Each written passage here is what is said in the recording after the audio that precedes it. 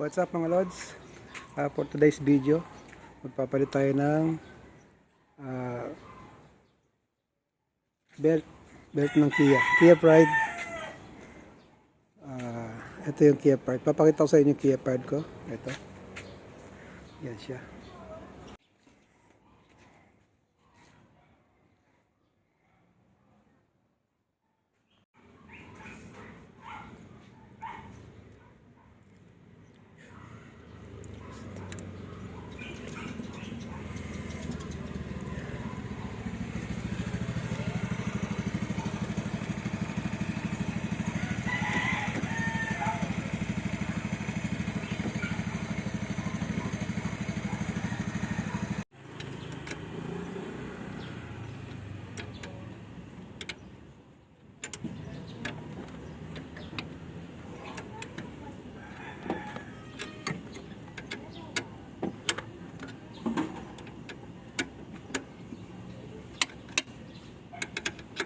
Okay mga Lods, sunod naman natin kabit ay ang aircon belt.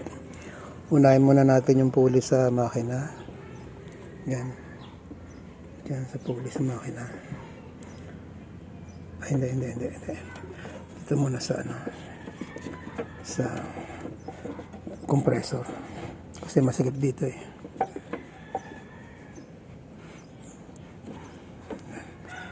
Puzzle yung mga Lods. Yan. May pasok nyo na dyan sa pulley.